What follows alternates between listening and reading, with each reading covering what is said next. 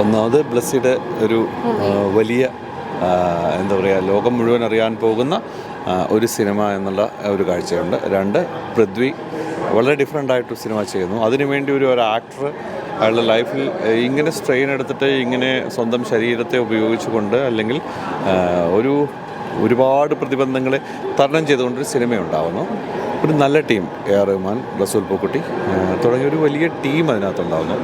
സ്വാഭാവികമായിട്ടും ബെന്യാമിൻ്റെ ഈ നോവൽ ലോകത്തുള്ള ഒരുപാട് പേര് വായിച്ചിട്ടുള്ളൊരു കൃതിയാണ്. അപ്പം അതിനെ എങ്ങനെ വിഷ്വലി കാണാൻ പറ്റും എന്നുള്ളതാണ്. നമ്മൾ വായിച്ചൊരു കൃതിയല്ല സിനിമയിലേക്ക് മാറ്റി എഴുതപ്പെടുമ്പോൾ. അപ്പോൾ ആ മാറ്റം ഗംഭീരമാകട്ടെ എന്നുള്ളൊരു പ്രാർത്ഥനയുണ്ട്. എന്താണ് നമ്മളുടെ ആടുജീവിതം ടീമിന് വേണ്ടിയിട്ട് എന്തെങ്കിലും ഒരു വിഷസ്? ഇല്ല, ഇതൊരു സിനിമ ലോകം മുഴുവൻ കാണേണ്ട ഒരു സിനിമയാണ്. ലോകം മുഴുവൻ ഈ സിനിമ അറിയണം. മലയാളിക്ക് അഭിമാനിക്കാൻ പറ്റുന്ന ഒരു സിനിമയായി തീരും എന്നുള്ളൊരു പ്രത്യാശയുണ്ട്. തീർച്ചയായും